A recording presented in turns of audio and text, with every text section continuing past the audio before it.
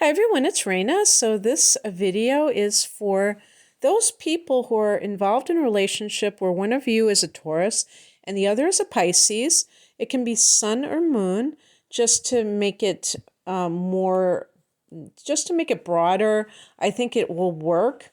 And I think that one person can have the sun in Taurus, person can have the moon in Pisces, and you will still see some of the same things come up over and over again. If you are just listening for the heck of it and you have another sign combination that you want me to cover, put it down below. I'm game. I've been kind of looking for ideas because I have fun with these. And they also show the kind of analysis that I do when I am doing private readings. It's to demonstrate that as well, because I do love readings, for singles, but also for people who are in relationships where something may not be working, but the person can't put their finger on what is wrong, or if what they're experiencing is really if they're making too much out of it, or if they're, things like that. Now, obviously, I don't know all aspects of the relationship, only what the person tells me, but it's amazing the kind of insight you can get from the chart. And this is from, people telling me that, because I don't, know these people personally. So I would have no idea on my own. But yeah, and I enjoy doing this. So that's another reason why I like doing these. So Taurus is an earth sign and Pisces is a water sign, but actually earth and water are compatible signs. They're both feminine signs and they're compatible elements. They form a sextile, and the air and fire signs also are compatible, and they're masculine signs. So you will see that if you are a Taurus, for instance, that you will tend to get along with water signs pretty well. The one that may give you the most challenge is Scorpio, because it's your opposite sign. It forms an opposition. And by the way, I just did that one. So if you have an interest in listening to that, it's on my channel. So I have put down some things that I think can make these two people, really find common ground, as well as some challenging things. And so I'm going to start with the positive traits that they share. Before I say that, I was talking about the elements, and the earth signs represents the practical side of life. So it's, Taurus represents the second house. It's a money house. It's dealing with the money that a person earns, money in general, their financial status, and their possessions that they own, as well as their self-esteem. So that's not, material, obviously, but the other things are. And Taurus is ruled by Venus, so there's that love of pleasure, that's the love of beauty and romance. And Pisces is ruled by Neptune, which is very idealistic. And Pisces is a water sign, so the emotions are engaged. One thing that I wrote here is that both are mellow, gentle souls.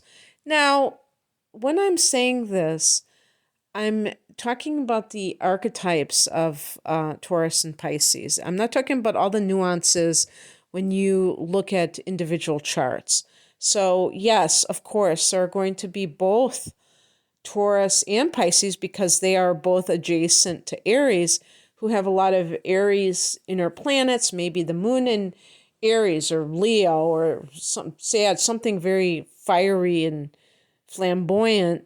And they're not going to be that mellow. They're going to be more loud. They're going to be more boisterous, or maybe even obnoxious or pushy.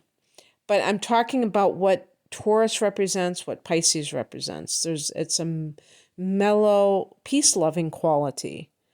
And so that means that neither one of these signs gets off on drama, even like excessive excitement. I mean, they prefer to have quiet and beautiful music playing in the background, and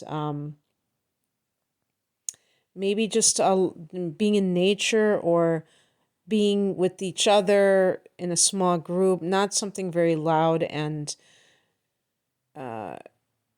inharmonious. So that's important. If a Taurus person is with an Aries, the Aries person might say, "You're too much of a couch potato. We need to go out on the town. We need to do this. We need to do that." And Taurus tends to feel more. I think in general, this is again just kind of like a generalization, tends to feel more comfortable in an intimate setting where they have all their creature comforts around them. So that can mean just being snuggled up, wearing their jammies and fuzzy, socks, and cuddling with a soft blanket, a fleece blanket, not wearing high heels and going out on the town or anything like that.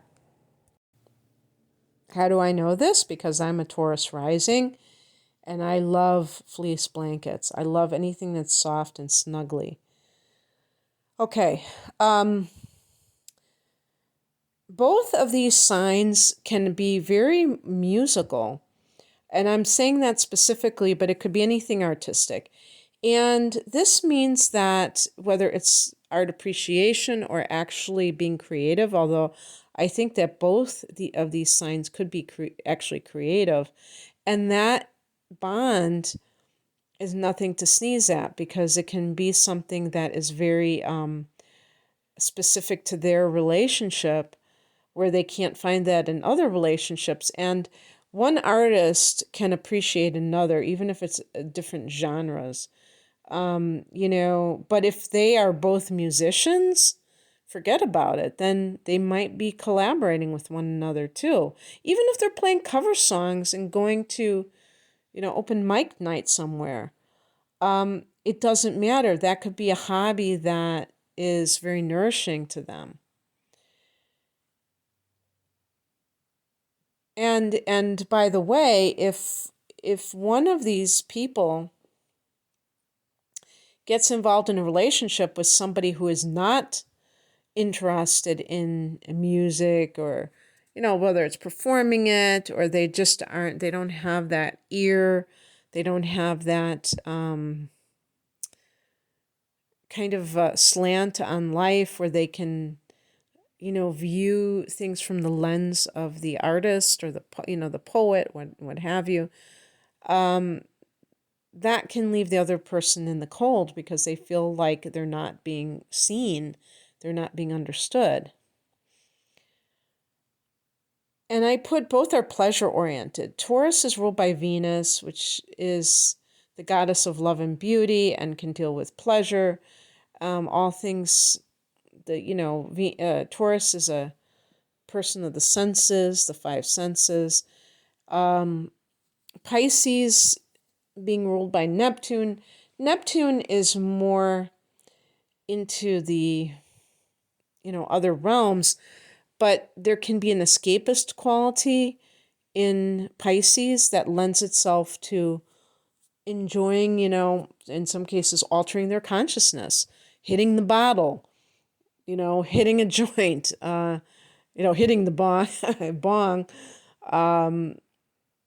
or watching movies, immersing themselves, binge watching movies, or just being, not just kind of engaging in so-called reality, but longing for this altered version that is much more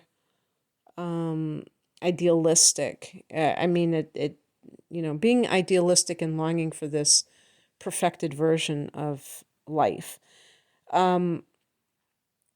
And so they may find common ground that way, partying, um, being sexually compatible. You know, Taurus is very lusty and Pisces is very willing, imaginative. So that can be a great combination. And like I said, earth and water get along just in terms of aspecting one another in a very favorable way. They're both domestic in nature, both family oriented. I could say family oriented. Um, just loving the home life, the feminine qualities, cooking. Taurus might be a very good cook, and Pisces might be very, just loving that aspect of life. Romantic. Pisces is otherworldly. Taurus is ruled by Venus and very romantic.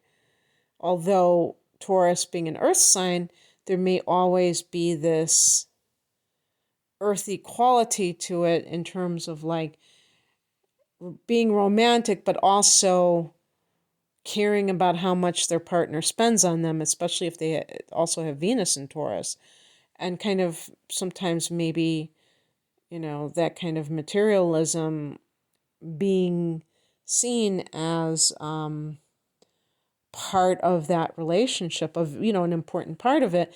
Just like with, I mentioned sex, the Taurus person can feel like their partner owes it to them in a sense, that is what relationships are for.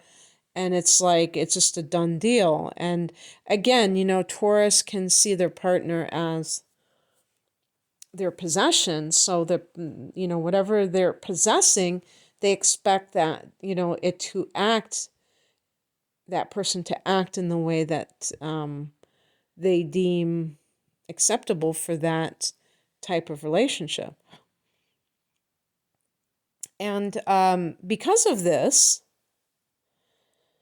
because Taurus is materialistic, that can rub Pisces the wrong way, because Pisces will never be like a Taurus person. Now, again, I'm making these generalizations based on what the signs themselves, not other things that might negate what I just said.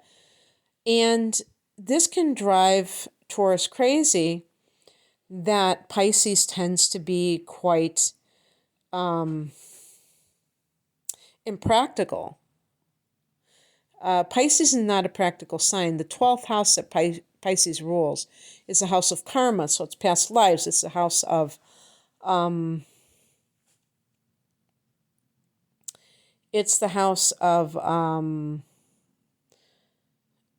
other dimensions, the spiritual world. It's not connected to the earth. It's not like, Taurus is, so it's not grounded. And that can lead to impractical way of doing things, of viewing life itself. And Pisces as a sign can be irresponsible in its, shadow side. So every sign has, you could call it pluses and negatives, but I would call it like the ideal expression and the shadow expression. That means when the Pisces person is balanced and they're not like trying to make up for something that they didn't get by behaving in a certain way, when they're not trying to do that, they may actually act in a balanced way, and that will be reflected in the choices that they make.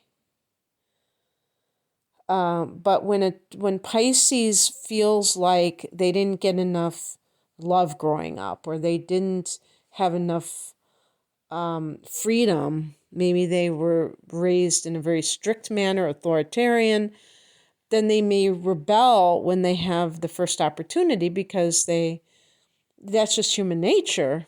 But it still can create problems for Taurus, which is a sign, being a fixed sign, likes predictable behavior in other people. When people are unpredictable, that can make Taurus nervous. And Pisces can be unpredictable not only because they could have inner planets in Aquarius, like Mars in Aquarius, which can make them a bit rebellious, a bit kind of erratic in their behavior. But Pisces is a sign that is it's a mutable water sign, so it indicates a lot of changeability. And for some people, this can be crazy making because they want that person to have a core identity, core stable, basis for operations. And Pisces may have even, gone through trauma growing up. I'm talking about especially so, being the last sign of the zodiac, among other things. And so Pisces people may have like post-traumatic stress disorder, and that can make them very reactive, skittish. Who knows? Maybe having some kind of coping mechanisms that are not quite helpful in relationships, but which are very much what they, are, how they have always seen the world, and how they've tried to cope with life. And I wrote down Pisces can be slippery and sketchy. And again, this is going to be the lower expression, the imbalanced Pisces person. Sometimes, Neptune is associated with deception. And sometimes, if they're coming from a dysfunctional background, this can just be how they have been conditioned to behave based on their family of origin, maybe coming from a family of addiction, a family of people who were not straightforward, who maybe were emotionally damaged, emotionally immature, and kind of not having that good role model. They emulate that behavior themselves, and it creates a problem for the person that they end up with, because that person cannot trust them, cannot feel that the Pisces person is solid enough, like that they have a sense of self, that they are stable, that they are trustworthy. Imagine trying to hold a fish in your hand. What does it do? It wriggles away. The symbol for Pisces is two fish swimming in opposite directions. And sometimes this is how Pisces people kind of behave, like they are confused. They don't know which way to turn. They're kind of open to the influence of other people, and that can lead to, maybe doing something that they later regret. And I was really referring to, let's say, a Pisces person goes out on the town with a friend, and, that song, Love the One You're With, not because they were planning on cheating or planning on that, but just because they were in the company of people who may not have had such great morals, and they just kind of, when they were in Rome, they did as Romans. So I'm not saying, oh, Pisces are all just like unfaithful, cheating people. No, but if they come across temptation, they may run with it.